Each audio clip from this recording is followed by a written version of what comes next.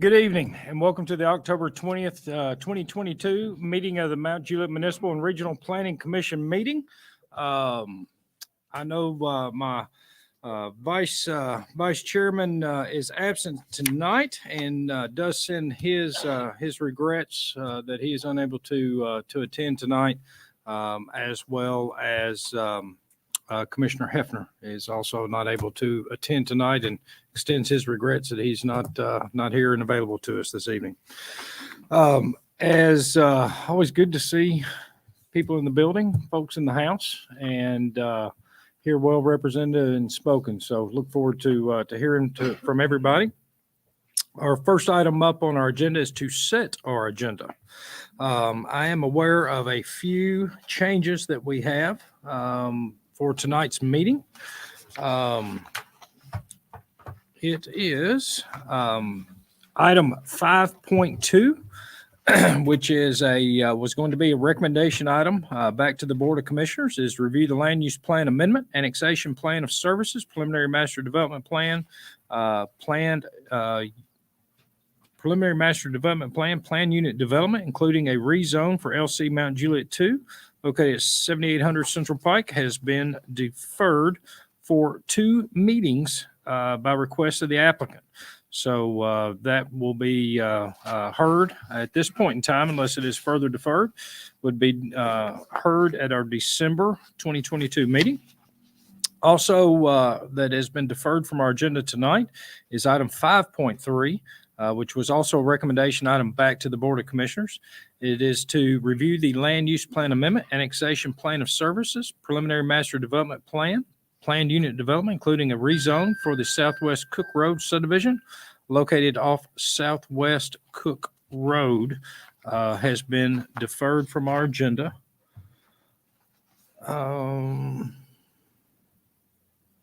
Did I catch all those? Yeah, make sure. And was, excuse me.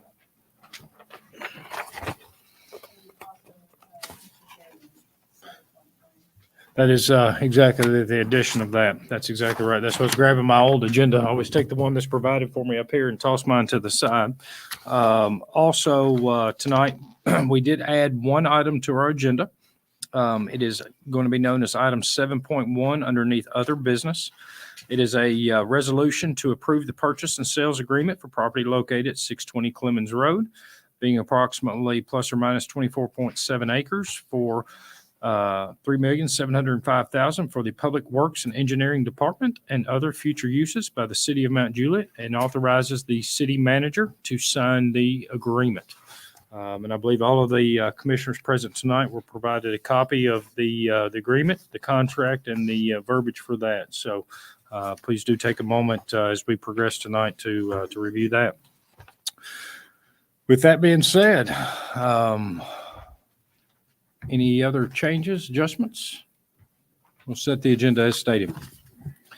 Next item up on our agenda is our staff reports, and begin with our planning director, Ms. Thank Hampa. you. I just wanted to remind everybody about our upcoming continuing education class. It's got a save the date reminder in your packet, November the 9th from 5 till 9 at Holiday Inn Express on South Mount Juliet Road. And also, Kenny has taken the driver's seat tonight. So when you're making your motions in a second, if you don't mind to speak clearly and raise your hand for your votes so we can get that captured accurately in our minutes. Thank you. Wonderful. Thank you. Mr. Barlow, Public Works. Thank you all. Pardon my voice. I'm still recovering from the Tennessee game Saturday, so I am sporting the orange proudly tonight. So go Vols. So give an update. We got a lot of things going on. I think there's some really good stuff. I know a lot of people have seen our Cedar Creek Greenway project really taking shape. And I know Justin Beasley and he's taken Rocky out there and done some videos and stuff, and that project's really taken shape. And I know Shucks is kind of having a hard time keeping people off of it, honestly. So it's scheduled for completion in late November is what we're looking at. I know paving's going on right now. So boy, what a signature project for the city of Mount Juliet. I'm very excited about that project. That's a long time in the making. I actually remember going with our BPAC members several years ago and walking the route. And so to actually see it taking shape is very rewarding.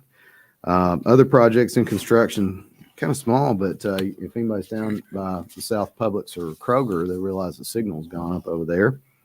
We've done the roadway work. We still got a little bit of work left to do, but the signal is up, scheduled to be operational here relatively soon. I think we're looking at mid-November timeframe for at least having that operational. There'll be some other cleanup things. We've got some pedestrian poles and things like that that are on back order. So, but as far as signal operations, I think we're in really good shape.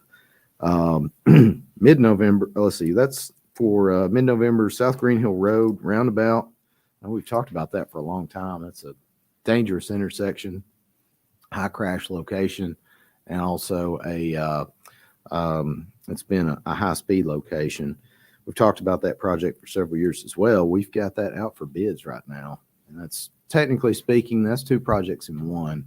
When we did the Town Center Trail Greenway, there was a need for neighborhood connectivity because you have the Greenway out there, but it doesn't go to a neighborhood. So that project was folded into this to connect to Mount Vernon as well as Willoughby Station. So very excited to see those two go in together. So look for that. Hopefully, if bids come in okay, maybe we can start that early next year.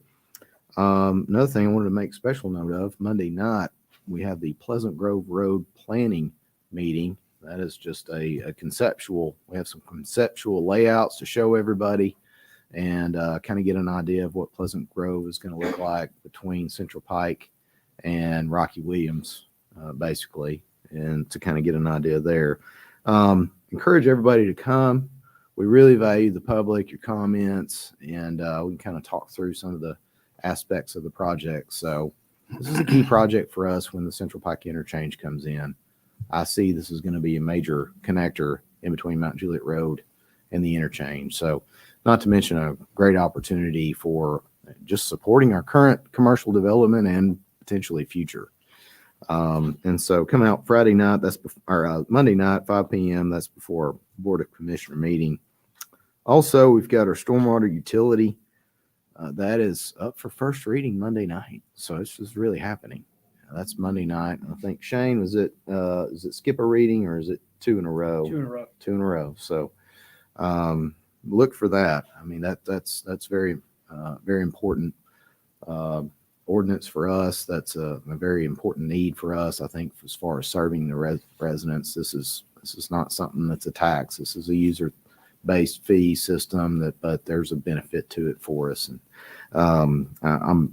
I'm ready to see that happen for us as a city. And so those are the basic items there. There may be some other questions. I'll toss it to Shane. Do you have anything else? Okay. That's all for me. Wonderful. Thank you. One thing that I got today on the Nixle, Nonneville. We'll speak about Nonneville tomorrow and what they got going on down there. Yes, that's a good point. So, and that's Wintry. What is the apartments? Nonneville Road apartments there. What's that? North Town Gardens Live Development. Yeah, it's got about 10 names. I think they all do. So that one, they finally are going to be milling and paving. So they're actually adding in a second left turn lane southbound on Nonneville Road. So if anybody who drives that, I know Vice Mayor Justice is here in the house, so I'm sure he'll be happy to have that second left turn lane. That's been a need for a long time. Sure. Yes. So we're very excited to see that project finally happen. With paving and everything, will that be on the light and yes, be active as soon as the paving is complete then? That's my understanding of it, yes. So help the traffic coming out going east. Yes, that's right. Wonderful. So it's at 9 to about what? We're Probably any about anticipation? 3. Yeah. To about 3? Generally speaking, yeah. Try to after the school and before the school. That's right. I will say for our motoring public, if we have an opportunity to rip the Band-Aid off and get it done, we're just going to go ahead and have them do it and finish it out. I'd rather just impact everybody one day, even if we go a little bit later. Yeah. Wonderful. Thank you. Yeah. With that being said, Lots of progress, lots of things going on in Mount Juliet. Very blessed as a community to do that, and heard a little bit about that at a chamber board meeting this morning. So next item up on our agenda is our citizen comments. So this time we'll take citizen comments. Public is welcome and encouraged to make comment. There'll be two opportunities for you to make the comments. You may speak now, or you may speak when the item is presented to the Planning Commission. And we do ask that you limit your comments to 3 minutes or less. Anyone that wishes to address the Planning Commission at this time is welcome and encouraged to do so. And please come to the microphone, state your name and address for the record. Seeing no citizen comments at this time, we'll move on with the first item on our agenda. First item up on our agenda is our minutes approval, item 2.1, Planning Commission regular meeting minutes from September 15th of 2022. Any changes, typos, adjustments? Seeing none, looking for a motion in regards to this item on our agenda. It's a motion? Second. In a second. All those in favor signify by saying aye and raising your hand. Aye. Against? Abstentions? So approved.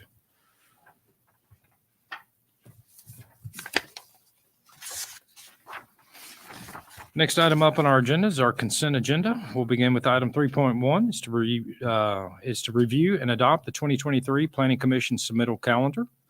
Item 3.2 is the development letter of credit number 900-19987 for Stone Hollow Phase 4, Section 2, in the amount of $126,713.73 can be released.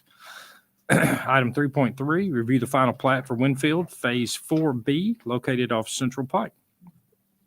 Item 3.4, review the site plan for Matco Stores, number 7569, located at 126 North Mount Juliet Road. Ms. Hamlin? Just wanted to point out on item 3.4, the MAPCO store 7569 on Mount Juliet Road. They're asking for two waivers to the commercial design standards. One is the use of thin brick on the parapet walls, which we do support as staff. And the second one is the metal panel for the fuel canopy. We don't support that.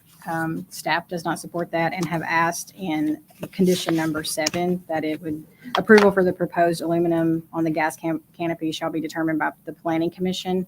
And if you guys so choose, since this is on consent agenda, to change commission to planning staff, that's something that we would be agreeable to handle at a staff level for something that's more appropriate than metal on that canopy.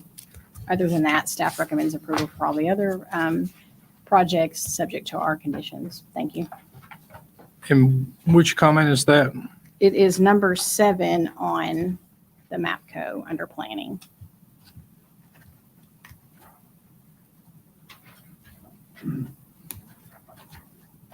Thank you. So we would be willing to work with the applicant on that to come up with something that's amenable to both parties. Very well. Thank you. Mr. Barlow, anything you wish to add? No, I just note on the MAPCO project that we did when we were going through the bridge widening project, we had some discussions as far as a reuse type of site. I think from the TDOT standard, they're not impacting the TDOT access on there at all. So I did just want to make note of that, that basically speaking, they're not technically changing the use. They're not impacting the drive connections to the roadway. Therefore, access requirements don't come into play on this. So that's the reason why you don't really see any changes there at the roadway on this plan. But it is a redevelopment site, and we do support the project. One quick question for you. And I guess for either one of you that pops up for me on this one. Just construction traffic in and out. Are they going to maintain a construction drive with access to Mount Juliet Road? Or are they planning to come off Old Pleasant Grove over there? Or are they indicated how, number one, when they tear it down, that they're going to get everything out? Then how are we going to get stuff in and out? Of course, right, going back towards the interstate is not too bad, but big trucks and heavy equipment going left is very problematic. It would be, I think, from a, what's that? It's off the back. It is. It's what I was looking at as well. On sheet C 0.3, that's their indicative of their construction access. It's not TDOT or State Highway. Okay, great. The only thing I very good. will note, the construction traffic going to the city road, they would have to have a construction surety for the roadway. But Wow. I mean, from an access I think from a safety standpoint, I think that's preferable. Further questions or comments from the commission? Seeing none, this time I'd like to call for citizen comments. Anyone wishing to make comment about any item on our agenda, on our consent agenda? Welcome and encouraged to do so. Please come to the microphone, state your name and address for the record. See no citizen comments at this time. We will be closing our planning commission meeting in order to open a public hearing. The public hearing is in regards to item 3.3. Item 3.3 is to review the final plat for Winfield Phase 4B located off Central Pike. Anyone wishing to make comment during the public hearing about that one item is welcome and encouraged to do so. Please come to the microphone, state your name and address for the record. Seeing no citizen comments at this time, we'll close the public hearing, reopen our planning commission meeting. At which time, I want to make one comment because one thing on this map code, which is very interesting, as somebody that's grown up here, that was the only place to eat for the longest time. That was Mel's Diner up there. Yeah, Mel's Diner in the Old Country Store. And then when the BP McDonald's came, you remember how excited you were to have a McDonald's there. And now it's changing a little bit more to get Jimmy John's. And so as I looked at this, I was like, well, how many months is it going to take before we see McDonald's on that side of the road? And where are they going? Because you know that they got to get back over there. That's that breakfast traffic right there. I know I've guilty of several McMuffins and whatnot at that location in particular over there. But, feel too young to see one site change 3 times in my lifetime. So, yeah, kind of fascinating on that. So exciting at the same point. One of the things, too, that I think is interesting for the public as we move forward on this. A couple of things that are going to be part of this project is there are for all those that are going towards the electric automobiles these days, there's currently not a charging station between Cookeville and Nashville. This will be the only charging station between Cookeville and Nashville. That's, am I right? Am I wrong? Am I stepping out? For now, But Tesla has leased from the city not abandoned, our right of way there at Cheddar. So you'll have that one next to this here too. See? What's the number of Tesla stalls? It's 18 to 20. Yeah. We're looking to try to get them on the pre-construction conference by next Friday. So that's moving pretty quickly. Pretty fascinating. This comes from a guy that drives a diesel truck, so So you stop at no everything. benefit to me whatsoever. I'm kind of on the opposite scale of those things, but pretty exciting because you got something very unique, and that's a long span, long drive, a lot of miles right there. So that's going to bring increased opportunity to bring some sales tax dollars into the city with this project, and as well it's a pretty safe location. I've had friends and family actually meet there for a Craigslist kind of a deal or something else to exchange because of its visibility and everything on that site. And they're actually going to have Amazon, being told that there's Amazon lockers on here as well at the secure drop-off points for that. So just interesting how times change from Mel's Diner. So with that being said, a little bit of backstory, a little bit of history. So looking for a motion in regards to the items on our consent agenda. I'll make a motion to approve. Got a motion and a second. All those in favor signify by saying aye and raising your hand. Aye. Against? Abstentions? So approved. Next item up on our agenda is a recommendation item back to the Board of Commissioners. It's item 4.1. It's review the PUD amendment for the Project Jolene out parcels located off Golden Bear Gateway. Ms. Hamill. Thank you. You guys saw the land use plan amendment last month for these out parcels A through E for Project Jolene. So anything tonight would be subject to that final approval. They are asking for 2 variances for the proposed convenience store that is on out parcels A through C. And that would be to exceed the 5,000 square foot max gross floor area for a convenience establishment from 5,000 to 6,000 square feet in size, and staff does support that. Also to exceed 4 pump, 8 car maximum for CRC zoning. They're asking for 15 fuel pumps serving 18 vehicles.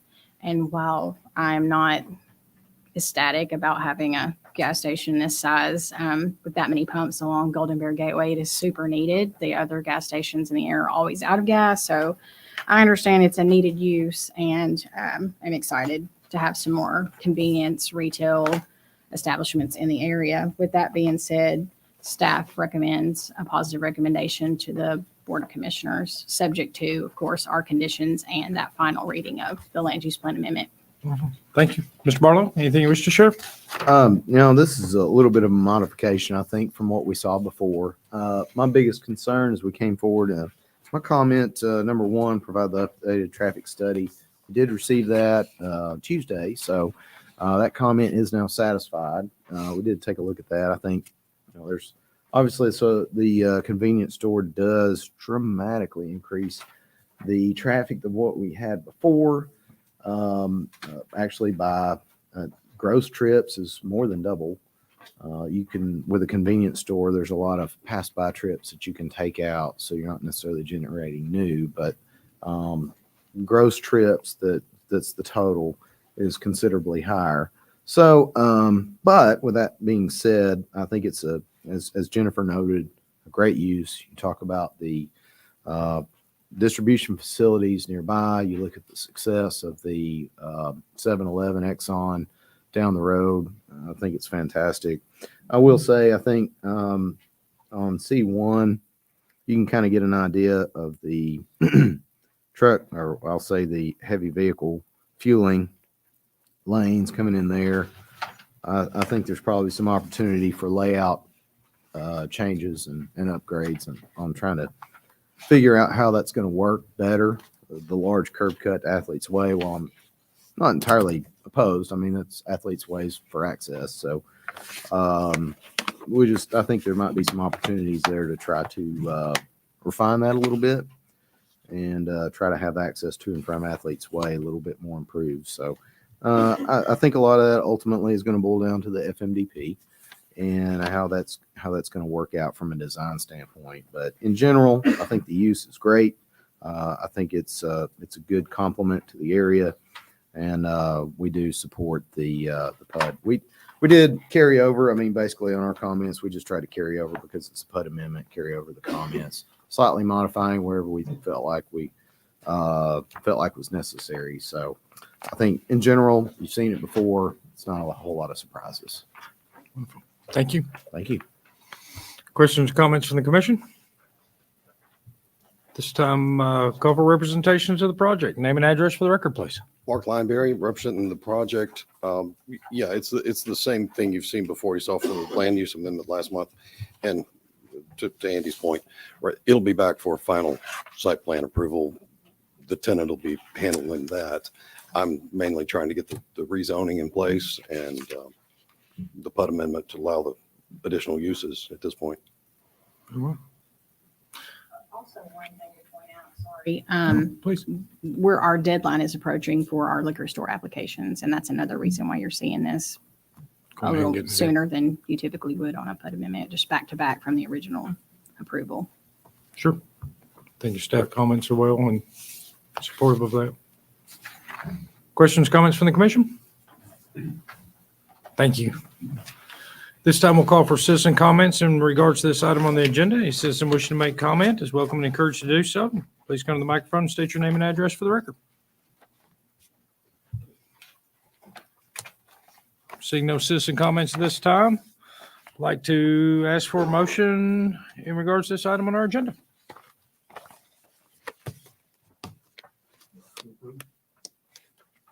Motion for a positive recommendation. I'll second. All those in favor signify by saying aye and raising your hand. Aye. Against? Abstentions? It is a positive recommendation.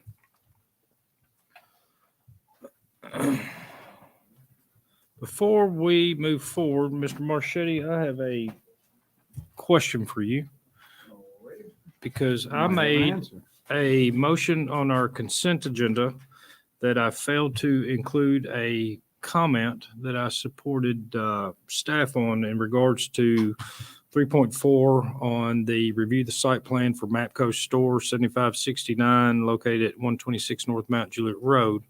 And one of them was because we did approve what we have here tonight, and what we approved, excuse me, grab that packet. So I may be more specific on my question to you. In regards to planning and zoning comment number 7, what we approved was approval for the proposed aluminum on gas canopy shall be determined by the planning commission. Staff had indicated their willingness to make that a planning staff condition. And so my question is, may I amend that motion? You may, and I had a note to see if we were going to get that done before we left. Very well, very well. So I'm trying to make myself a housekeeping. Should I bring that up as a individual item at this point in time?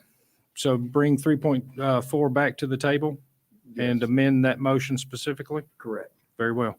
At this time, we're going to make a slight adjustment to our agenda because I support what staff comments on there, and it's my failure to add that. So we're going to hear item 3.4, which is review the site plan for Mapco Store number 7569 located at 126 North Mount Juliet Road. We've already heard staff comments in regards to this and the previous approval of this item on our consent agenda. As I made my motion, it was my desire to, and it currently is my desire to amend the motion to change planning and zoning comment number 7. Comment number 7 is approval for the proposed aluminum on gas canopy shall be determined by the planning commission. I'd like to amend my motion to amend item number 7 to state approval for the proposed aluminum on gas canopy shall be determined by planning staff.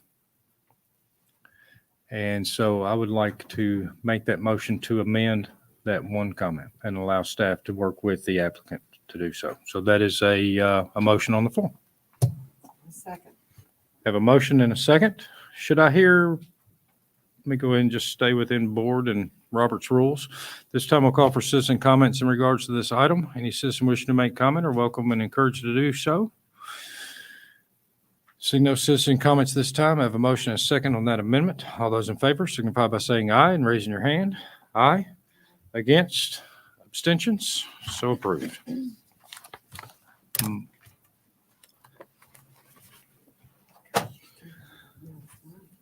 I know. I got excited about sharing some history and excited about new things. Yeah. I got a little emotional on that one. Next item up on our agenda is also a recommendation item back to the Board of Commissioners. It's known as item 5.1. It's review the land use plan amendment, preliminary master development plan unit development, including a rezone for 13506 Lebanon Road.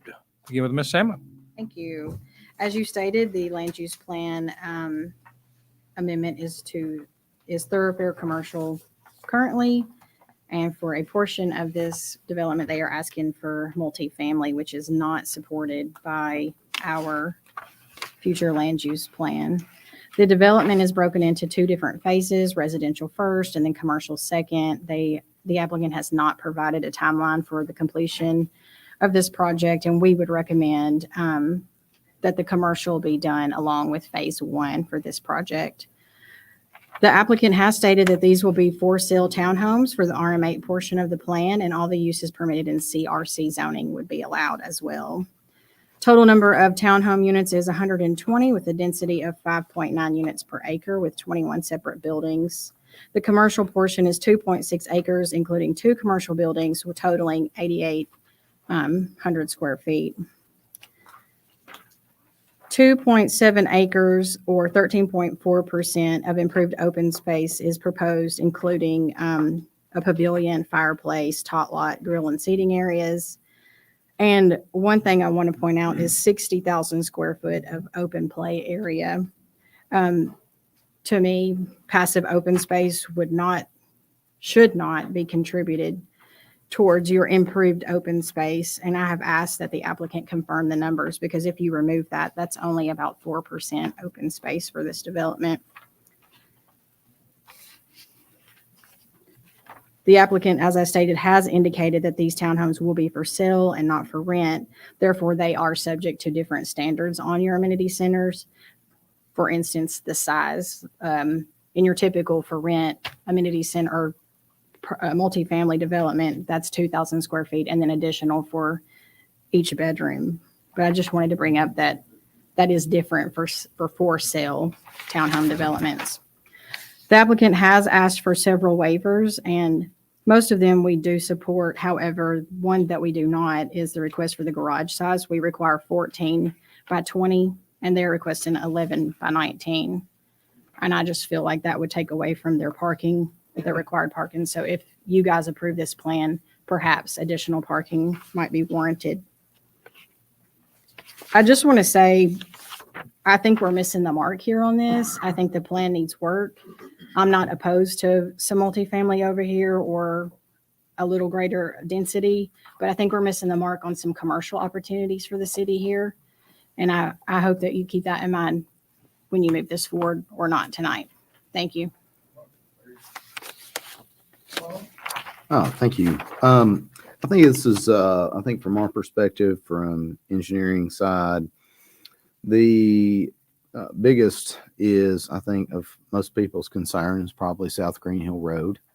In this area, it's not terrible, but we are, as you know, going through the planning level study of seeing what type of Western connector areas we might need for the city. And we do have South Green Hill Road as a potential. And so at least a connector. And so one of the things that we want to see on this is, of course, our code requires that anything adjacent to a collector roadway be at least half brought up to the standard. So with the project in mind as it is, being a PUD, we do have, I want to point to number 8, where we talk about, of course, with the traditional in lieu contributions on projects, we would say that we would want to see the 3-lane section from the southern boundary up to Lebanon Road, which we do have a signal there now. And so there might be some challenges, I think, around the church. We could definitely work with them on that. We could probably look at some comments and making sure that could work. I think it's possible. But ultimately, I think the improvements to South Green Hill Road up to Lebanon Road is a logical connection and along the frontage, and I think it would benefit the community well through here. This is a portion of a roadway that we wouldn't have to necessarily improve. And as I say, on a lot of these, we're going to get a lot of improvements ourselves, but we can't do it all by ourselves. And we sometimes have to rely on developments to help shoulder the load on this. And so this is one of those that I think is a good opportunity. I know it's a decent sized improvement, but I think it's within the bounds of the proposal. And so that's our comment on that. I know it's probably heavy, and I'd say from the development side and their representatives, I would dare say they probably say it's a big ticket item, and there's no doubt about it. So, but I think as far as the PUD, the push and pull of the PUD, I think that's where we came to as a good logical improvement. Thank you. Questions or comments from the commission at this time? Commissioner Cunningham. Yes. Jennifer, you could probably answer this for me. The current zoning is thoroughfare commercial. Can you? The current zoning is RS40. RS40. The land use plan is thoroughfare commercial. Oh, sorry. Okay. Okay. I messed those up there.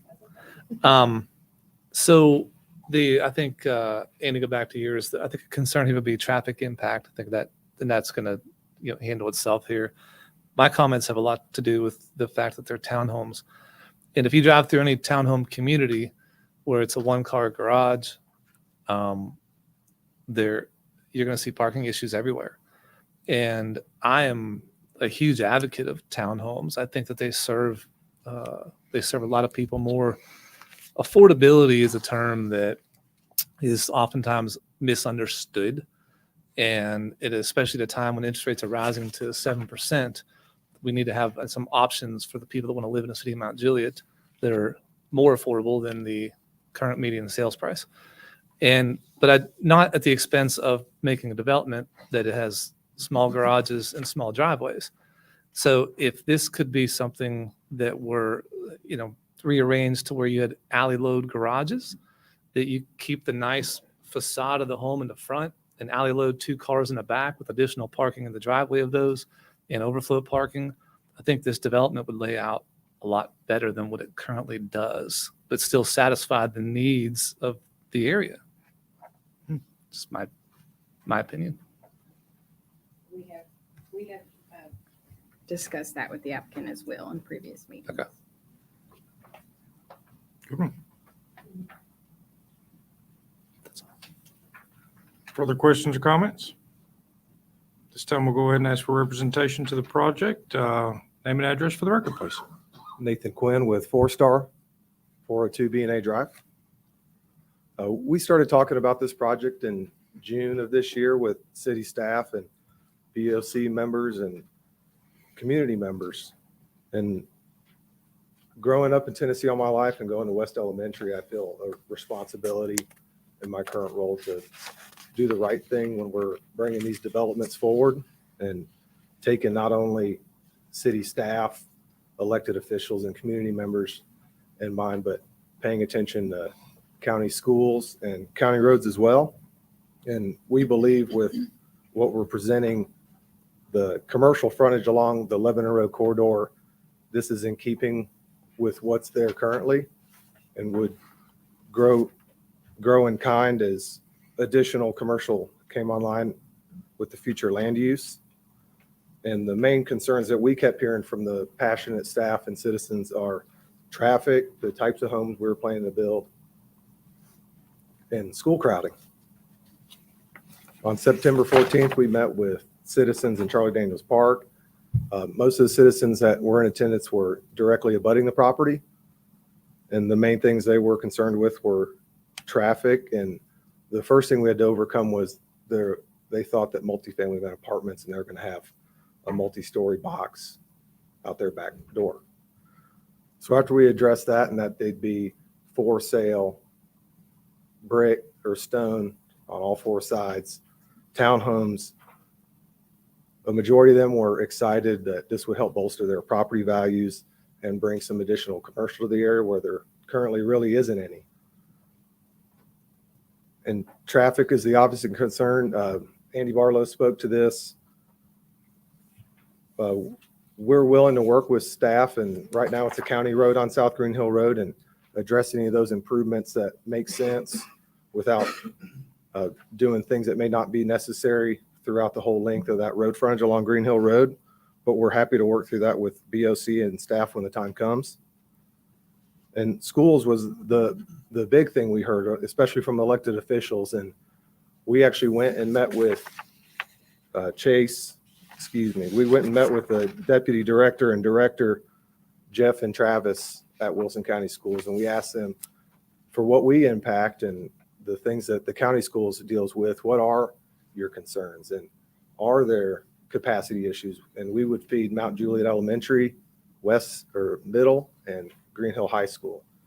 And I have the data here if anyone would like to see it, but we wouldn't create a capacity issue for any of those schools. They're all at approximately the mid 80% wise for all those.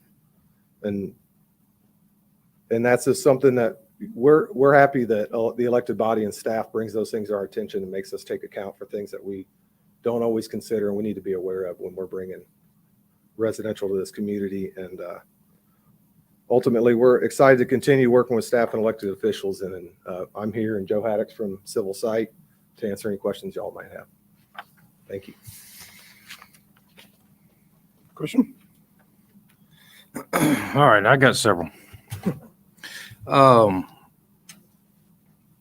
First of all, I gotta say I agree with staff on the garage sizes out there. I think you definitely need 14 by 20. I've got a sister that lives in a very similar development right now, and I've already talked about my diesel truck out here earlier today. And as I go to see her, I've so far gotten 4 HOA warnings because my truck hangs out into the street. I've never been able to find a vacant parking place, so I kind of got to chance it and park on the street and kind of halfway block the street on it. So that was an earlier development over in Providence. So every time we see one of these, we do have an opportunity to get them right. So I got to say that I think that we got to stick to where we are on particularly that garage over there. A couple things that really stood out for me on this. It does have the commercial on the land use plan. And particularly as being a part of the committee that adopted that land use plan, you can't really separate one property to say, hey, it's still one piece of property. It has that commercial designation on it primarily because of the road frontage to Lebanon Road. And honestly, a lot of our vision was what you have shown us here, to have a commercial frontage out there in the appropriate place, which is Lebanon Road, and residential abutting behind it. That always seems to be good planning as you go. Good planning, one of the ways that I've been taught is a commercial transition to some multifamily, transition to some lower density out there, and sort of do your transition out there with your buffers on that.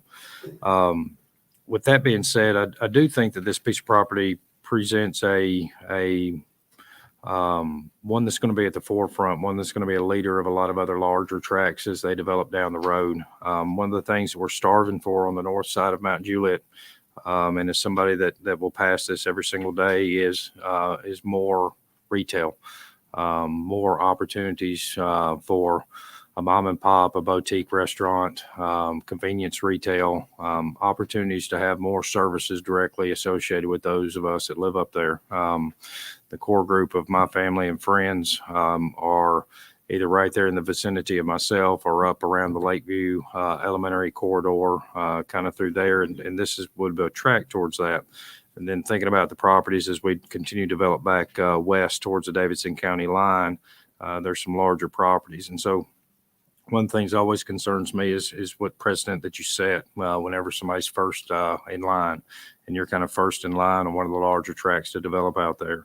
I certainly think and believe that there's more opportunity for commercial here, more creativity that could be given, and more thought that could be given to the commercial component of this. I'd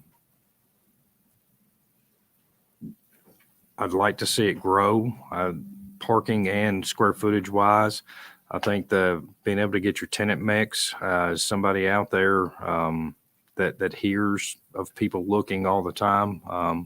Just the several months back, we had a project before us that I wasn't a fan of, and it was setting a precedence and didn't agree with commercial zoning and a piece of parcel there. And then we identified several that could be available pieces of land for them. Ultimately, that one didn't go all the way through, but it was setting a precedent.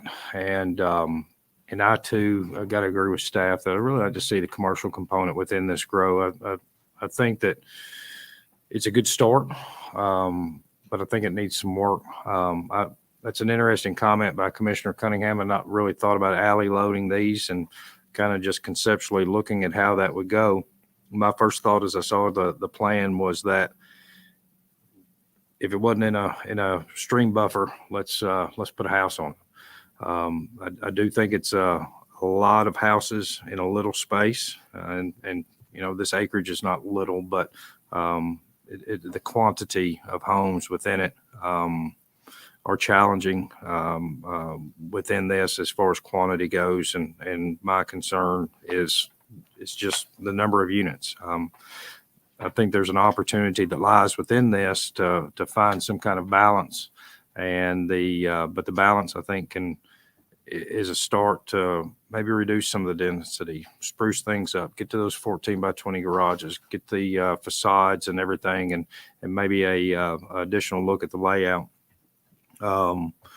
Along with that are the road improvements. I do travel South Green Hill on a daily basis. At that point of connection, just a couple hundred yards away, you do have a little bit of a blind, narrow hill as you cross that hill, it kind of slings your vehicle right, or it kind of slings your vehicle left as you go through that point right there. And then I can imagine either people slowing or stopping, especially as you're making your southbound movement towards it. And if somebody's pulling out, which they're known to speed on that, probably guilty of that one as well. Don't tell these guys over there. It's a consequence and something that happens out there.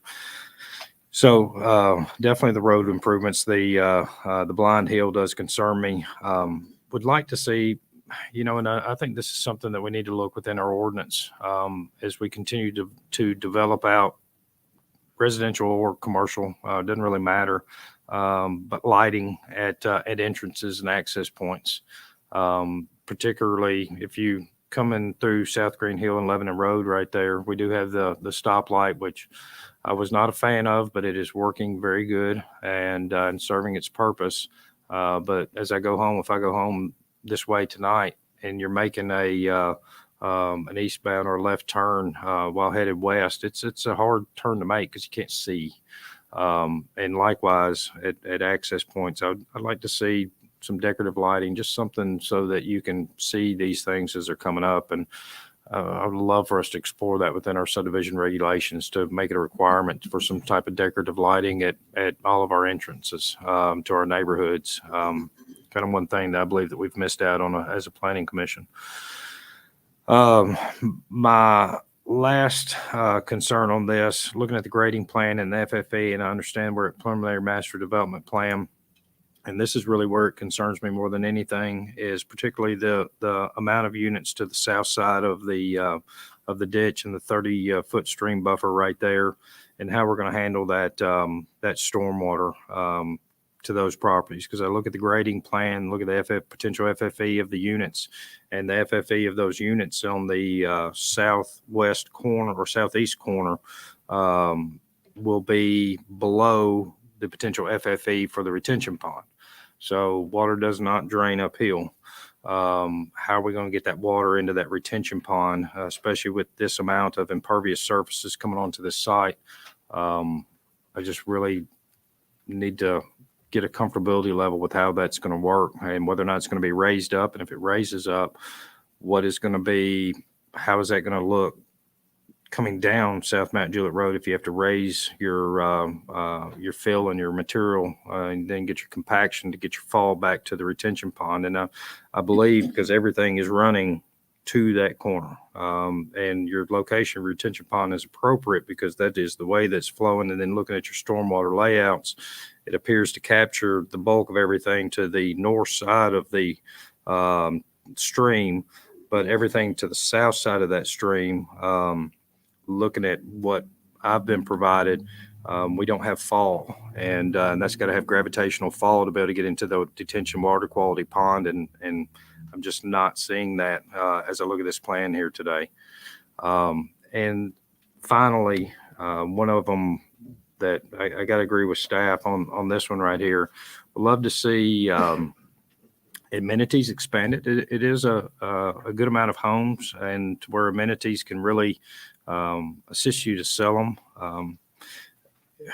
Whether that's that is a pool, that could be left up in question, or at least land allotted to the side to let your HOA make a decision such as that could be appropriate on that, and just have it designated. So when the HOA is turned over to the citizens within the community, at least they've got the potential to be able to do something if they should want it. At the same time, don't want to put an overly financial burden upon the residents that would be occupying this and say, hey, you got to do all the maintenance, repair, upkeep, and everything that does go along with the pool, but let them have the option. I think that could be a good thing on it. And actually asked staff about this one here. And I still think it's problematic, but I was told that it's dictated by the Postal Service. The location of the mailbox kiosk is right next to your amenities. So if I want to use my amenities, but if I'm using the amenities and we're full and I want to get my mail, I'm parking in the street to go get my mail. There's a 90% chance that that's happening. And if it's not happening because people are using the amenities, it's happening because that is the primary location for any excess parking is right there at your amenity center. So if I'm a guest there, or if I'm down in the southeast corner and I want to walk to the mailbox kiosk, I mean, I'm walking uphill barefooted in a snowstorm.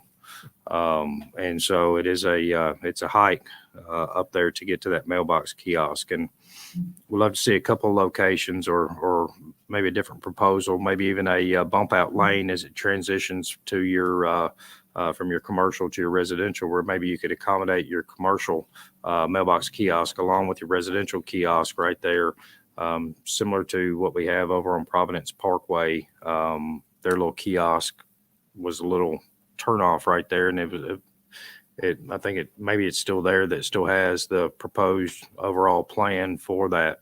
But that way you just kind of turn in, check your mail, and get out of traffic and turn back out. Seems to be a good design for something like this, because I can see it's not really walkable as some of the smaller developments are. And so you're really going to have to drive, whether or not you're coming or going up there. I just really don't see folks walking on up there to get their mail. They're probably going to drive just because of the topo of the land is going to kind of dictate that. And just the final thing, as we get these townhomes out here, I think it's important to recognize your market for these, and your market for these is probably younger families, probably with children. I think it's important to give kids a place to play. And I know we provide them a tot lot, but once you pass really 7 or 8, that's kind of an obsolete thing, or not the cool thing to go out there and do, even though it's fun to get on swings or a slide or anything else, even at my age, just to kind of prove that I can still do it, really. But your front yard looks to be probably around 6 feet, if I'm a guessing man. And really don't create a backyard on this. So maybe it is an opportunity for an alley load. I think it's a great starting point, but I do believe it needs a little bit of work as it moves forward to get it there, and hearing some comments as they're directed. So those are just some of my general comments as I look at this, and really it's a first. I mean, it's an opportunity to shine, and it's an opportunity to do well with it. Really create your mark on Mount Juliet, as you said that you wish to do, as somebody that was around this area. And as you lead, people will follow. And I challenge you to lead the path. That's my comments. Thank you very much. Yeah, we're happy to work with staff and Board of Commissioners on all those items. As you said, it's a starting point. Further questions, comments from the commission? Please. These townhomes are going to be for sale townhomes, correct? That's correct. Yes, ma'am. So what would stop people from buying them and turning around and leasing them, and then therefore that becoming transient housing and not permanent? That's a great question. Typically, when we propose these being for sale, we protect that in the HOA covenants to restrict that usage to where there could be a situation where they have to apply to the HOA board to even propose leasing out their property. So that we would build that into those recorded documents to make sure that if they did do that, they would be in violation of the HOA covenants, and the HOA would have the teeth to be able to prevent it.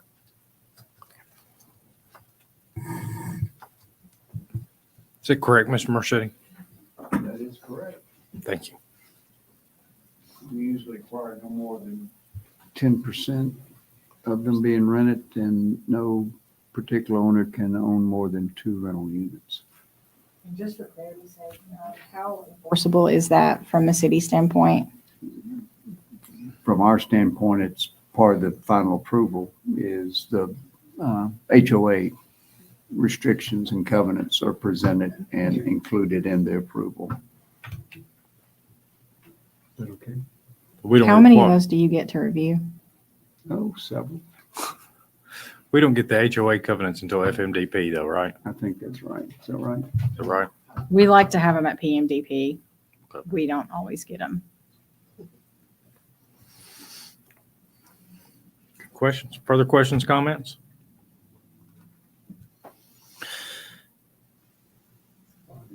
Please, Commissioner Searcy.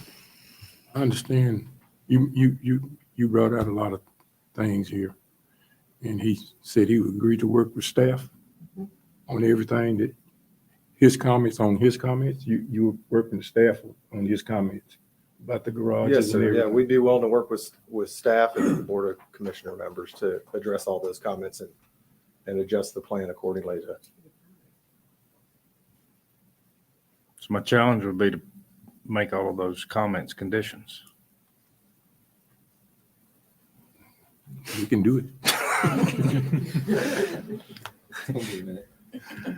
Yeah, yeah. There you go. There you go. You said a lot. Yeah, I just want to make sure yeah. what he was saying.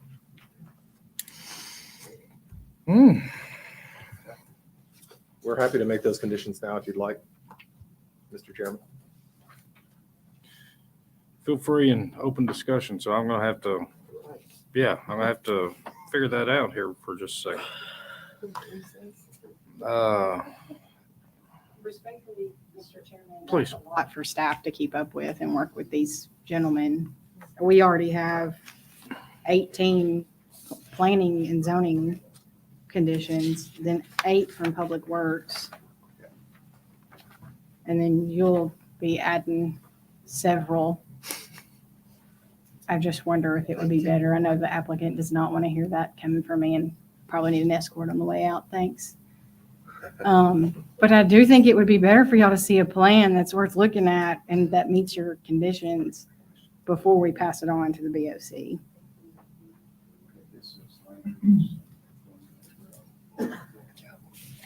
Echo Jennifer's comments on that. I think a lot of times, if you get into a situation, I think there's things where with us as a planning, staff and the planning body here, I mean, there's sometimes things I think that we can make the conditions on and say, okay, with these conditions, it's good, stamp it, send it on to the Board of Commissioners for approval. In some instances, I think if you're talking layout issues, that's been some of the times that we've struggled as staff. Do we even let y'all see it before we feel like it's going to really need changes? And in some of those instances, we've held projects back and say, no, make those changes before this body sees it, because we don't want to be in this situation where, I mean, it's up for y'all tonight to look at, but if you're looking at a big layout change, if you're talking about alleys or, Kicks it into a major amendment, doesn't it? yeah, exactly. I mean, that's pretty major, and I think you would have to see that again, honestly. I would if I'm you.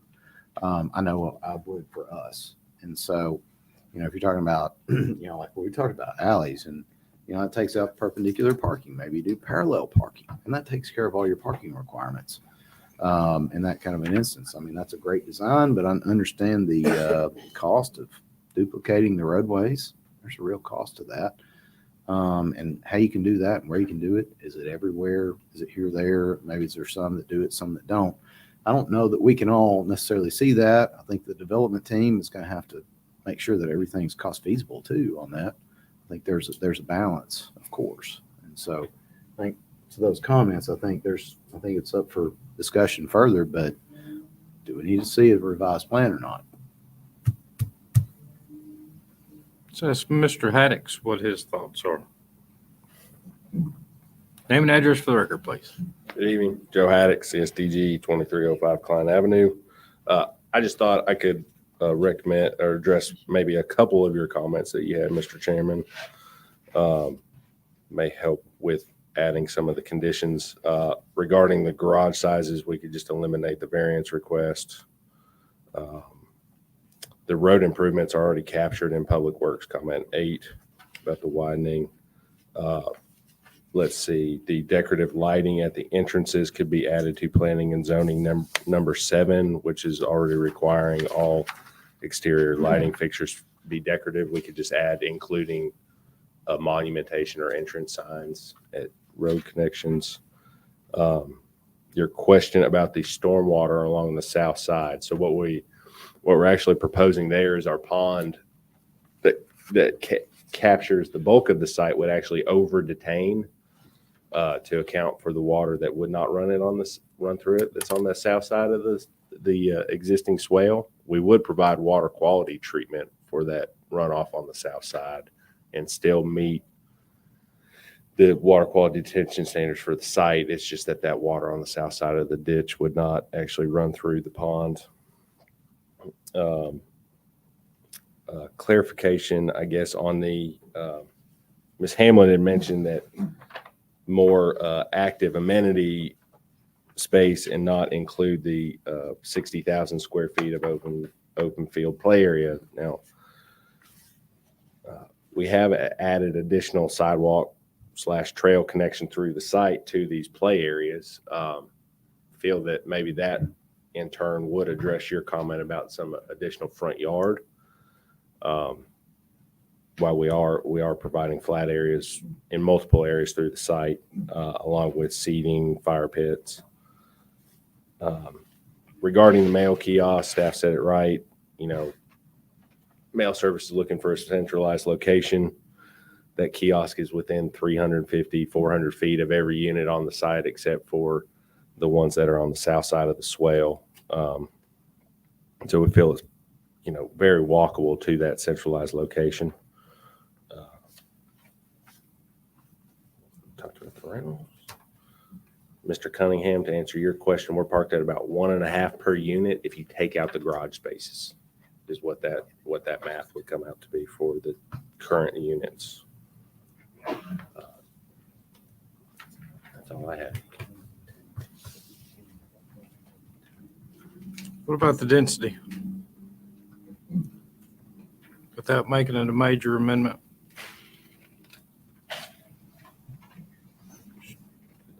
I think they're talking about, are you referring to reducing the density, Mr. Chairman? I mean, I could make a motion to probably 18 units less. If we don't want to address it here, 19, 20. I think that's something we could address with BOC if we're also talking about potentially adjusting the commercial as well. We'd be concerned about committing to one and then not knowing what we'd be committed to on the commercial. And that's where I would like to see. I want to see your ideas, your thoughts, your inspiration for going to the commercial, and then build your thoughts and see it here so that we can, not to hold you back from moving forward, but Sure. At the same time, not overwhelm staff because they've been consistent to say that their comments have been true since the initial submittal win. In June, and yet here we are debating this in October. Right. And so we just want to make sure that they get followed through on that. Yeah, and So how do we get there without, because if we do it, it's probably going to kick in a major amendment. So you're probably going to be right back here anyway. sure. And Wayne Miller, 402 B&A Drive, also with 4-Star. And again, like what Nathan's talking about, this has gone on for a long time. We've thought strategically about this whole plan. Luke, just like most people here, I live in Wilson County. It might not be the right side of Wilson County, but we won't mention our neighbors over there. And so we do have a passion for developing this community. I've had a lot of successful developments go through Mount Juliet, Lebanon, and Wilson County, and it means something to us. And so talking about a major amendment, we don't want to have that. We were hoping that we had this fully baked by the time we got here. And I think when we were looking at this in the first, not to belabor the point, but it's trying to look at the character of the road. We are a residential lot developer. We will do commercial pads. We can commit to doing the pads on the front end, providing the infrastructure, working with you all to understand what you're talking about with more retail. What retail? Who can we talk to that you would really like to see there? What mom and pops are looking for a place? What does that building look like? And so if we're up here looking at what does 5 acres give? That's roughly around 25% for commercial. We're willing to work through that. And Luke, to your point, when you're looking at the layout, what that probably means is that first long extended 7 or 8 plex of a lot pad, that probably goes away and gets you where it needs to be. And it's for us is the road network stays the same, but what do we actually see go in there? What does that commercial look like that is integrated where it doesn't negatively impact our end builder and end homeowner that's going to be in this neighborhood? So I think those are the things that we're looking at. That wouldn't be a major change is what I would hope, because the road networks aren't going to change, but it's figuring out the right buffers to separate that commercial and make sure that it is appropriately integrated in with the residential. So it's a two-way street. So the residential is not impacted. The same with the commercial.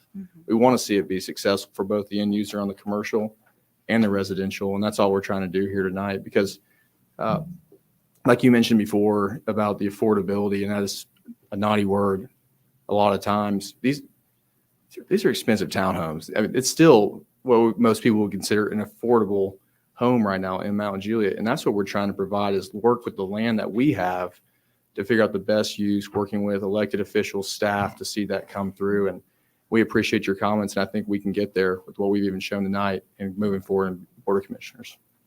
So would you be comfortable, because I agree, if you expand your commercial, you're going to lose that. Actually, you're probably going to lose the 10 units at the very top, just to the south of those. Because if you kick that phase 1, phase 2 line down and then adjust for grading and parking, you're going to almost have to. That's And correct. Possibly losing 2 units on the northwest corner to reduce that down count your driveways, 1, 2, 3, 4, 5, 6. Reduce that down to a 4-unit building right there. I mean, are you comfortable with losing 12 units? Does it make me comfortable? No, because I'm trying to figure out how. No, I you get agree. it to But what staff I'm so saying is, I think yeah. but to your point, I think you have to do something like that because you're also having to do correct buffers. Because again, I'm trying to protect both end users, my commercial buyer and as well as my residential buyer. And so if that's what it takes, then we can work through that. I think we're willing to move forward. But it's also understand the commercial market. What does give us a little concern is just the way the market is now. And what does that look like? What mom and pop can even get a loan to do the commercial right there? But that's something we're willing to work through. Chances are it's not a mom and pop getting a loan. It's somebody owning the building and renting it to them.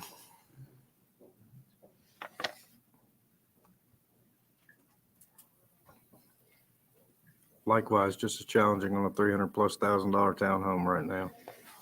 Oh, absolutely.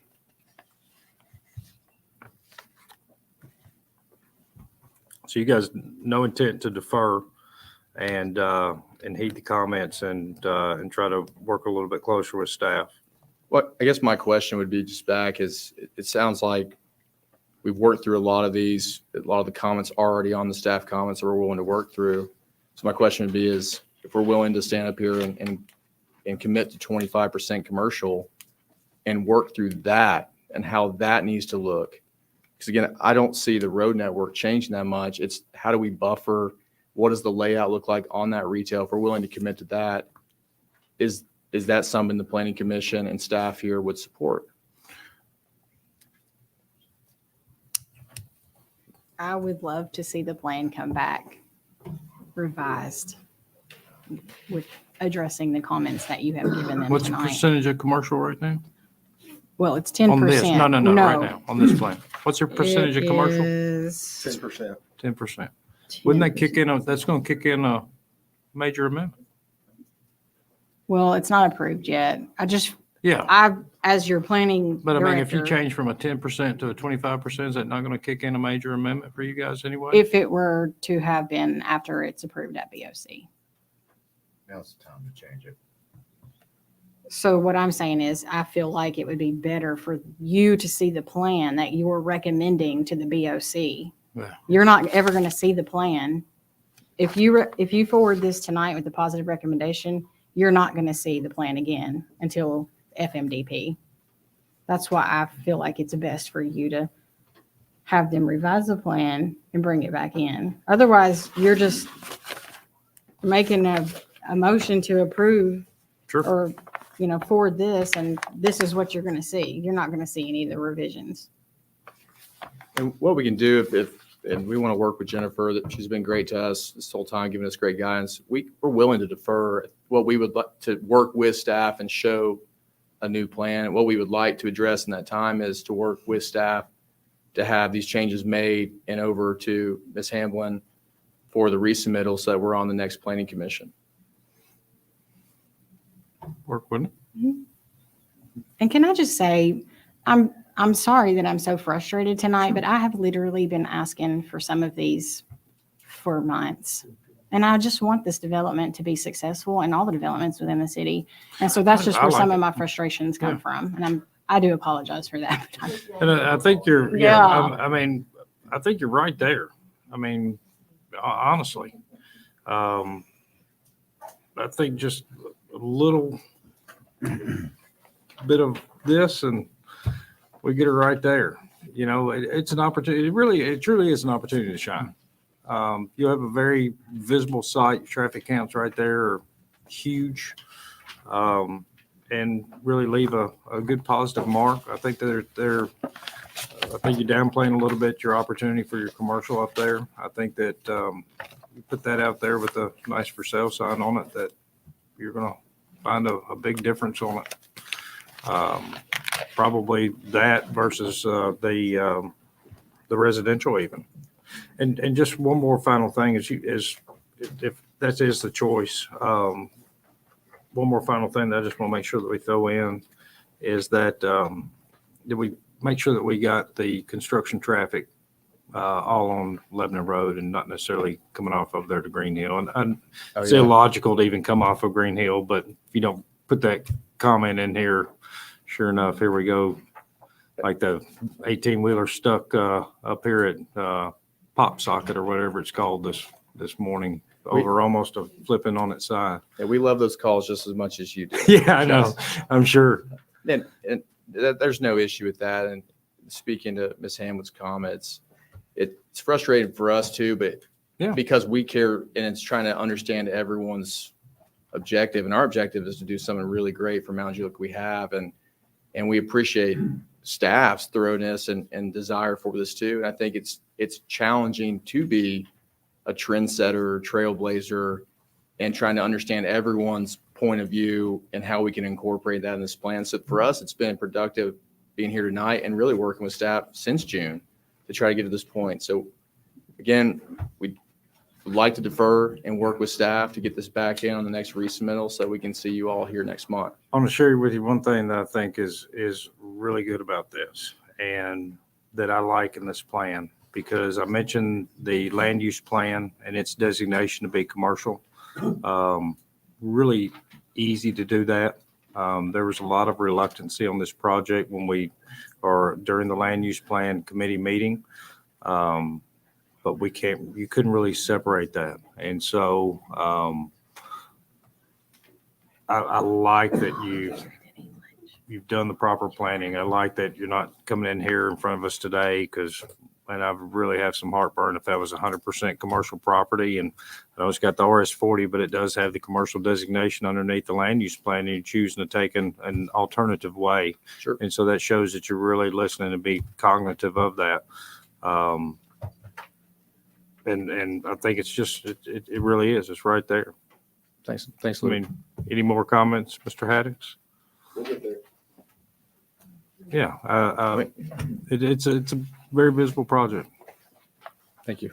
Thank you, guys. Is that a request for a deferral? Request for deferral. And they can get back on next month? We will make sure Mr. Haddix gets it turned around. Very well. Thank you. Thank you. Oh, citizen comments. Yeah.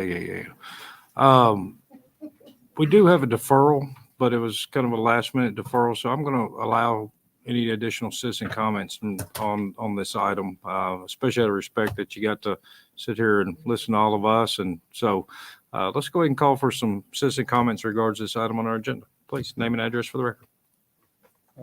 Paul Workman, 3011 Melbourne Court East, Mount Juliet, Willoughby Station. That is Mount Juliet. I live in Mount Juliet, and that's very close to the intersection of Division and Green Hill and down the road from Lebanon Road. I have some experience with the sub-renting issue with Willoughby Station. They addressed that issue, but the main things that I came with tonight have now expanded multiple ways with your discussions of what you're doing. And hopefully the discussion of amenities and changes and tweaks and changing this and making something better, making things more accessible, affordable, so on and so forth, won't divert this issue away from the bigger picture of what's going on with that kind of development. My understanding was this has been approved And I'm not an expert in this stuff. It's only the first planning meeting I've ever been to. But my understanding is it was approved for 40 units, single property homes, single home. Is that correct? There's Is no development plan approved for this property. Okay. The zoning is RS 40. Oh, okay, Yes, zoning, sir. okay, the zoning is for 40. The request is to increase that 200%. It's not just going to 120 units, it's going up 200% from 40 to 120. Just in driving around this area, I drive Green Hill, I drive Division, I drive through Willoughby Station, I drive Lebanon Road almost every day. And the traffic is problematic. I'm not complaining about it because this place is booming. This place is growing. My property values have gone up. That's also not the issue I'm here, but I think the traffic is a consideration that should seriously be taken into consideration here. As there have been more and more cars using that area as cut-throughs, those three streets are heavily traveled by people from maybe 20, 30 miles away. A lot of Davidson plates coming through, going all the way to Lebanon and beyond, so on and so forth. Those speeds of those cars have accelerated significantly. Again, I drive around. You may not have the statistics. Your police department may not provide. I don't know how you have the little rubber bumpers that people drive over. I don't know if you can judge speeds by that or not. But the speeds have increased a lot. I have taken on my own little project of driving 40 miles an hour on Green Hill, 35 most of the time, 30, 40 in some section, and along Division, that kind of thing. And I kind of enjoy seeing the long line of cars lined up behind me that want to exceed the speed limit. And it's very common, especially on Green Hill, to have some significantly fast speeds through there. I think that we can complain all we want about the ticketing of those cars, but I think the police have a tremendous job that they're doing. I support them 100%. They can't be on all these streets at all these times. I see speed traps from time to time, and I think that they serve their purpose. But the fact is, if you increase this particular area by 200%, you're adding to that concentration in what has been a very dangerous corner. Just FYI, 2 weeks ago, I was coming down Lebanon Road back to Green Hill, and there was a pretty serious accident there, even with the lights on, even with that new street light up. It was a broadside bam. I don't know how it happened. I wasn't there when it did. At the corner where that church is, the parking lot empties with two entry and exits within about, I'm not an expert on measurement, but probably 100, maybe 50, 80, 100 yards at the most from that intersection. I assume that cars will be entering into this project off of Green Hill. That's an assumption. I don't think they can have all the entry off of Lebanon, which means you have cars in and out 200 yards, 300 yards down, and then you have the church emptying out, coming in and there. So you got a lot of congestion going on in there. People are in a hurry. It's not gonna work out that well. The gentleman who presented their information mentioned that the schools are not overfilled 80%. If that was taken into consideration just this project, that might be the case. It doesn't take into consideration just this project. There's the large project that I'm not completely familiar with, but over by the elementary school, Mount Juliet Elementary itself, that was in some property that's controlled by the county. It's going to be a large rental community over there that created all kinds of controversy within Mount Juliet. That was done. That's going to happen. That traffic is all going to empty out of Devonshire. And it's also going to be used as cut through Willoughby Station. So that's one a little closer in my heart. So you're looking at things just as if it was that location by the church on Green Hill. I think there's a lot of things that should be looked at and dealt with in this particular project. And I think that to trade amenities for approval is not looking at the big picture of this thing. Thank you. Good evening. My name is Jason Haley, 5105 Perth Court in Mount Juliet. I've lived in Mount Juliet for several years, and I appreciate the opportunity to speak. I, too, am appreciative of the comments that were made to make this project better. I think that's some wonderful comments there. Personally, knowing that if you live in that area or familiar with that area, it is all single-family residential homes, single-family homes. I do not think that this project fits with that area at all. I think it would stick out like a sore thumb, to be honest with you. So I personally do not think it fits in that area at all. I will say, and it sounds like people are leaning towards it being approved, then the only thing I would recommend, unfortunately, as it hurts me almost biting my tongue, would be do not rush this. I know they want to get this completed, in all due respect. My dad was in real estate. Don't rush it.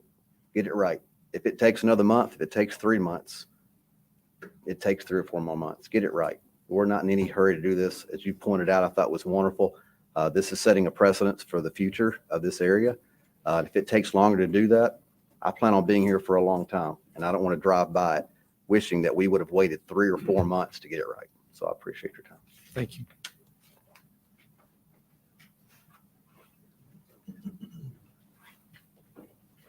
Hi. My name's Holly Long, 2200 Dinah Court. That's Mount Vernon Estates, which puts out at South Green Hill Road. Couple of issues. I do want to agree and echo some of the comments that have been made, that it sounds like a lot of the little things that are being negotiated are missing the big picture of our area where we live. I've lived there 8 years in Mount Juliet. I have 4 children.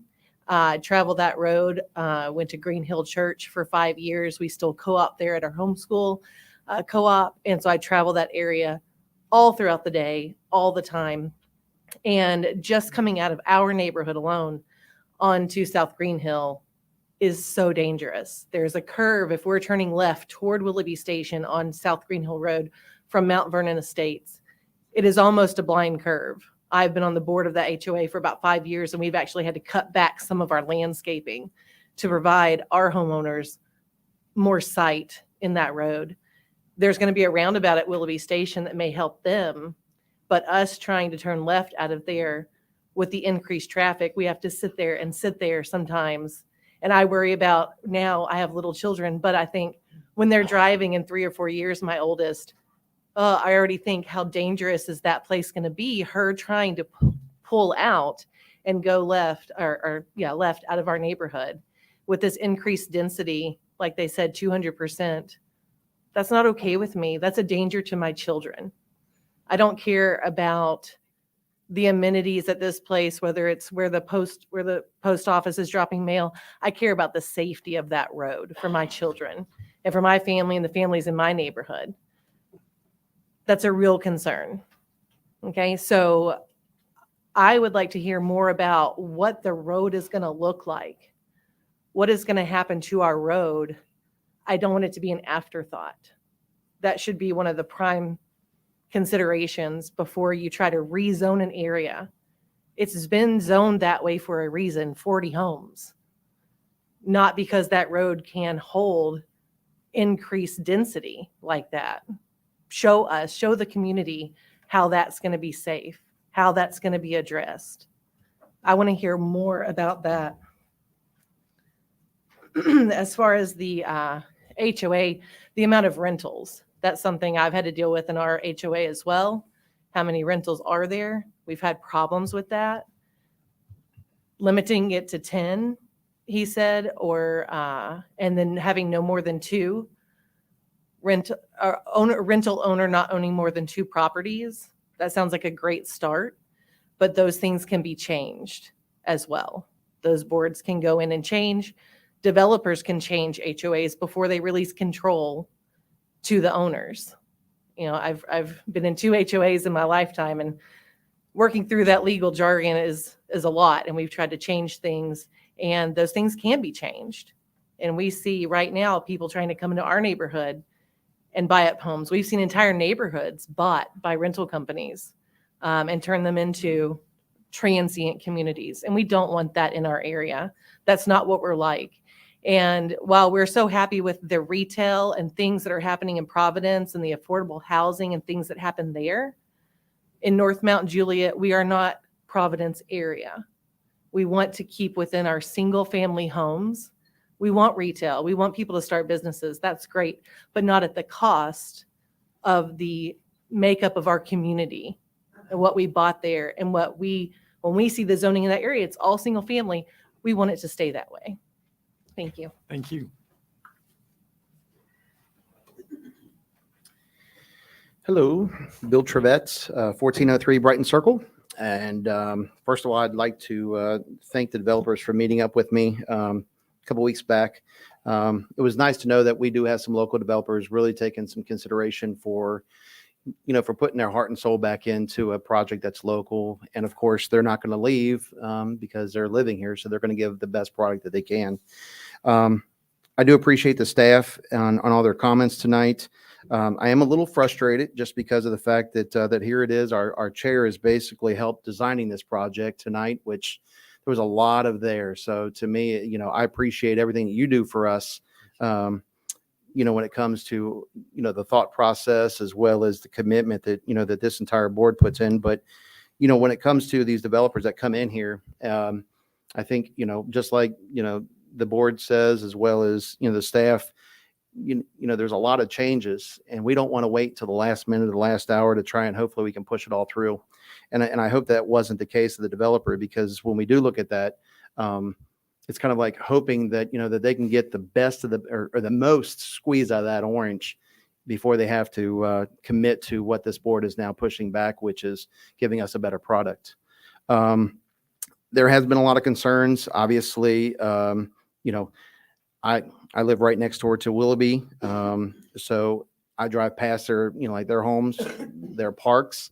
I talk to their board members. I'm very active when it comes to both of our communities. Those parks over there is so overwhelmed that HOA has to have a full-time officer over there to babysit. So when we have these smaller developments that come out, of course, their students, their kids, they want to go find a good place to play. Well, a lot of people see Willoughby Station's amenities are so great that they think it's a park. No, it's not a park. It's somebody's community's amenities. And I think that's really what we need to get back to the basics when it goes to these developers, is that we're going to have, if we've got a great product, we also want to have great amenities for these students, for the parents, for the dogs, for the, everything that's out there that's coming to this great city that we have. I think that's very important for us.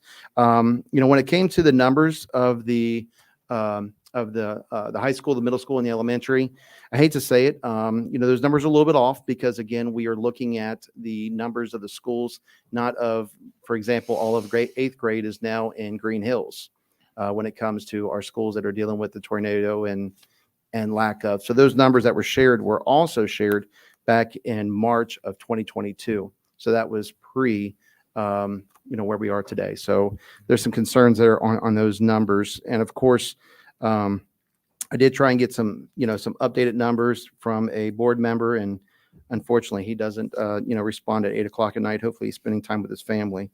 So there's been some other concerns here. The vice mayor had been a big advocate for the city for this light that's on Lebanon Road. For a lot of folks, that was, something that was not a positive, but, my daughter, brand new, just like with one of these other homeowners that were just staying here tonight, she was involved in a car accident. She was on the outside lane and somebody was pulling out, scared another student, and that student pulled into the slow lane and sideswiped them. And of course that car drove off. So luckily no injuries, but that light has done a lot by saving a lot of accidents. So, so between the light and the awesome roundabout that's coming, I think we're starting to fix some of the congestion, but we're still behind the 8 ball. And I appreciate this developer by looking at some opportunities to help improve South Green Hills.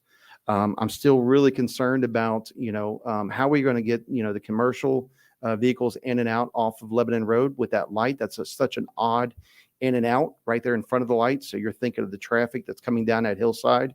There's a couple blind spots as you're coming down. And even as you're coming back up in the afternoon with the sun, think about Lebanon Road for all the folks that do live out that way. You know as well as I know that, that as the sun sets, you have blind spots for about 3 to maybe, I'd say 2 to 3 hours, I think is a fair number there. So having commercial vehicles come in and out of that area is not going to really happen. What they're going to do is those, business owners, as well as the patrons and the actual homeowners are going to go back and push back through South Green Hills Road. And we all know that there's a lot of blind sides on that road as well, even with the development. So there's a lot of, challenges that this developer is going to have. I'm looking forward to seeing what they can come back, and hopefully they can give us the best product. You know, we all know something's going to be built here, and I agree, it is going to set a precedent. I'm in favor of the homes. As crazy as that sounds, I love commercial on Lebanon Road. I think it needs to be there, but those homes, I think that's a great opportunity for the developer to still make some good money, develop the roads, and be able to, you know, achieve what they're wanting to do, which is make a profit. The last two things that I do have here, which is just the, actually, nope, I apologize. I was going through my notes here and somebody texted me, so nothing else. So thank you guys all for your time. Thank Appreciate you. you.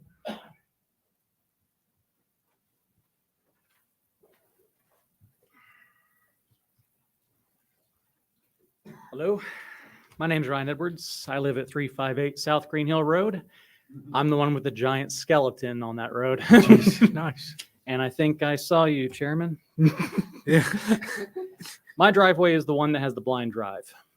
Every time I pull out of there, it's a gamble. My stepdad and my mom were almost hit once just trying to turn left. That was before we had the red light. But even then, the red light, when people come down that road, they go over that hill, they realize they can see the rest of the road at that point. I can't, but they do. And so they just speed on down because, hey, I'm almost home. Willoughby Station is right down there. There's a car trying to pull out right here. You don't see it. From what I saw in the development plan, I think they were going to have an entryway on Lebanon Road, but also an exit way on South Green Hill right next door to my driveway, which that means I'm going to have people who are coming in, stopping, and of course we know they'll use their blinker. And so turning in, so I'm going to have to sit there and guess, am I going to be able to make a right turn or a left turn, or how am I going to do this? On top of that, I did let the engineers know that in my property, it was built in 1969, so it's got a septic tank in the front yard along with field lines. So any disruption to that road is actually going to have an impact on my plumbing, which that's also something we haven't really discussed is how is septic going to work with this? I guess there's a main sewer line that actually goes through my road, but anyway. Those were a few things I wanted to bring up. I actually made notes on the rest of it. I apologize. I had it up here a minute ago. So I do think one of the reasons I chose that particular property, given it's where it's located, is mainly because of just the forested area. I really was looking for a place that actually had just a nice, quiet location, but yet also was close to the city. And one of the things I really loved about Mount Juliet, and one of the reasons I chose to move here back in 2015, was because of just how it was such a nice town as far as like its community. You had subdivisions and kind of well-established neighborhoods. But in the last 7 years, I've seen apartments and townhomes, apartments and townhomes, apartments and townhomes. And we seem to be becoming more of a metropolitan college kind of town, which makes sense. Colleges are nearby. But we seem to be kind of losing that, for lack of better words, Mayberry feel. So just one of the things I want to just kind of bring up. Also with the traffic study, I heard that they had done a traffic study, but I didn't know about the roundabout. So that's kind of I don't wonder if the roundabout has been taken into consideration. And also I understand there's a new subdivision that is supposed to be going in next to Willoughby Station. I think it's 18 homes. Correct me if I'm wrong on that. I think, and that one has actually been approved, has it not? Yes, sir. So has that been incorporated in? Because now we're looking at, if we have 120 units here, that's at least 120 cars, 18 cars there. I'm just trying to kind of wondering, how can you do the studies on this, a true legitimate study of how that will actually work? Also, I think one of the things I saw in the plan that I really do like, this is going to be developed regardless. But like you said, Chairman, you know, children, they do need to have a place to play. And when I looked at the map and I saw the plan, there's going to be 6 families sharing my backyard, basically facing me, because I am on that south side of things. And so one of the things I wanted to be sure is that we do have some kind of, I know there's a 30-foot barrier, but one thing I'm kind of concerned about is that, you know, children explore. I'm worried about them coming over and getting hurt. I hope that doesn't happen, but you never know. But finally, the last thing I wanted to talk about was the drainage, because I'm an eyewitness to it. One of the things I made sure of when I bought my house was, did it flood in 2010? That was the big thing, the 100-year flood that we had in 2010. It did not.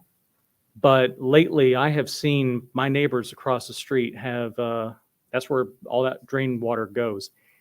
And there's been times I start wondering if I need to call NOAA and build an ark because it is bad. And so one of the things I am really concerned about is that if we start disturbing that water table, I don't know what that's going to do to my property, to my neighbor's property. Do I need to actually consider getting flood insurance? Because I don't right now. So after this is built, should I? These are things that have been concerning me, and I just kind of wanted to bring them to everyone's attention. Thank you. Thank you.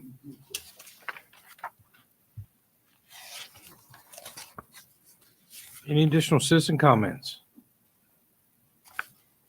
Seeing none at this time, that item was deferred for 30 days, so we will see it again at our November agenda.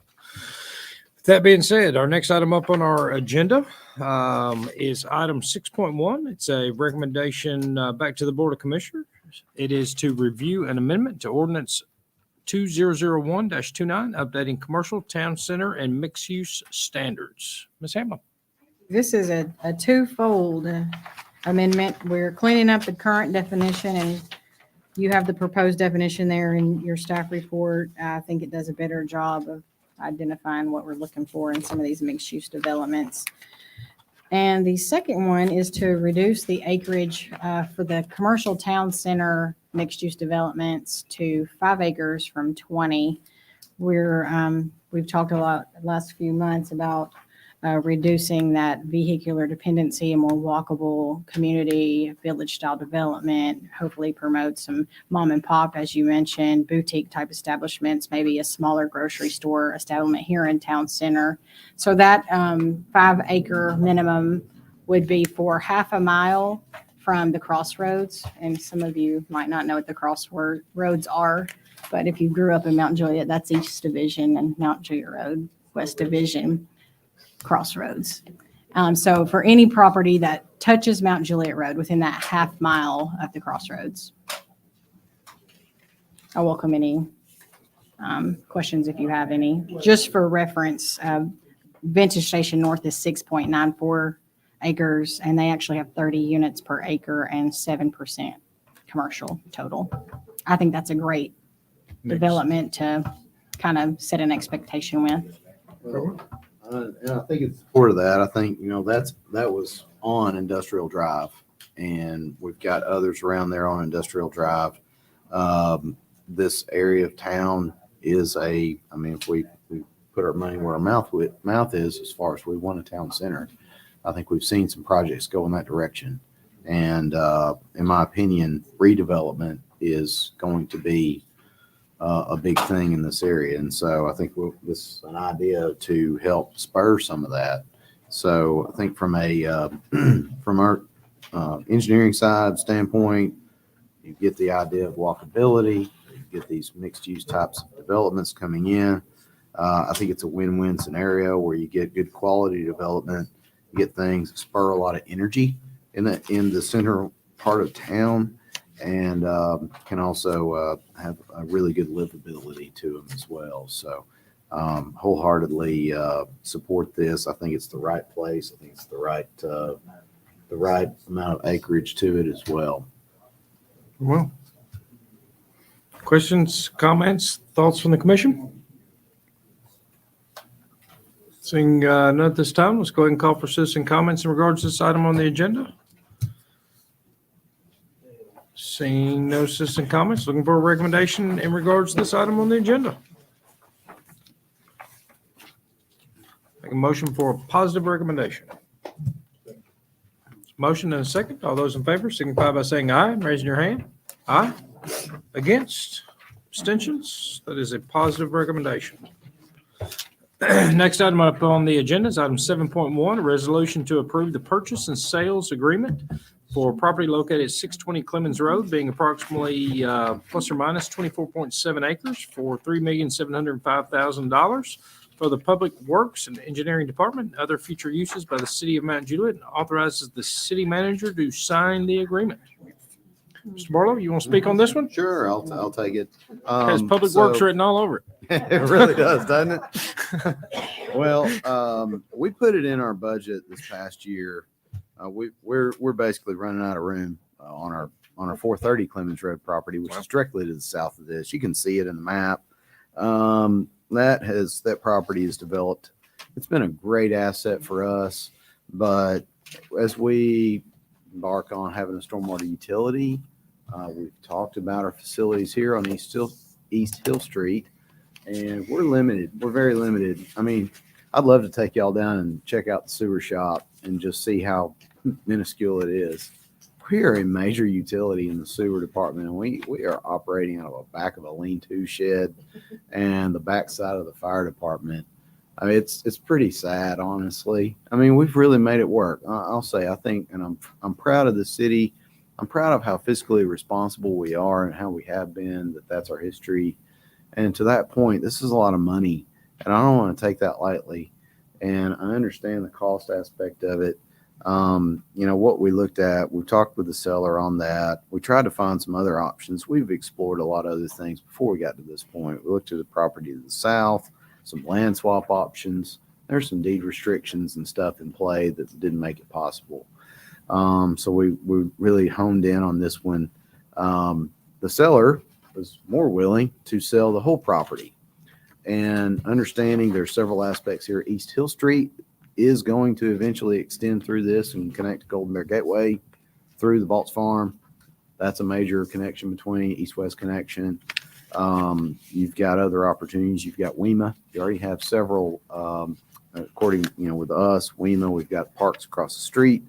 You've got a lot of public facilities already sitting there. It's geographically pretty close to the center of town.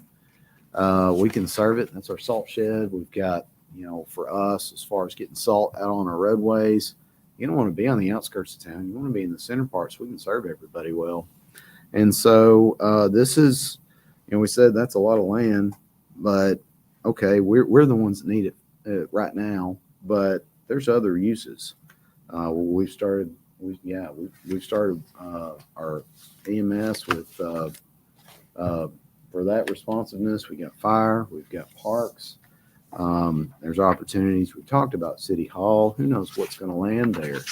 I mean, but this could be a good piece for that as well. Other facilities. I mean, we've got other departments, City Beautiful, and others that there's a lot of other uses that could be out there. My opinion, I mean, it's more land, it's more money. Land value is always going up. I don't think it's a bad investment for the city as far as saying that we at least secure the land. It's not a bad expense, in my opinion, in that regard. And I think the per square foot value works out well for us as well. And so the way I look at this, it's more land, but it's not just for this generation, it's for the next generation. And I think if we can leave the city in better shape for the next generation, I think as much as I hate spending money, I think that we go ahead and do it. One other benefit to this, you see the county property and the city property. This is a county piece. It could be built in the county. There is an aspect of that. This will be annexed with our purchase. So this is one of our donut holes, and we begin to close that in just a little bit more. So that's while a minor benefit, that's something to consider. So just throwing all that out there, support it. I mean, it's a chunk of change, but I don't think it's a bad expense. I think it's a good expense for the city. So, Jennifer, do you have anything else on that? Well, I just wanted to piggyback on your comment about the county development. It's, I believe, industrial in the county. They're pretty lenient. Ms. Weathers could probably weigh in on that. What could go there now versus what we could do with it. And I think it's a great opportunity for the city. Points. Questions, comments from the commission? Very well. Let's call for citizen comments in regards to this item on the agenda. Anyone wishing to make comment, welcome and encourage you to do so. Seeing no citizen comments this time, looking for a motion in regards to this item on our agenda. It's a motion, second by Commissioner Floyd. All those in favor signify by saying aye. Raising your hand. Aye. Against? Abstentions? So approved. Looking for a motion to adjourn. A motion? Second by Commissioner Cunningham. All those in favor signify by saying aye and raise your hand. Aye. Against? Abstentions? We are adjourned.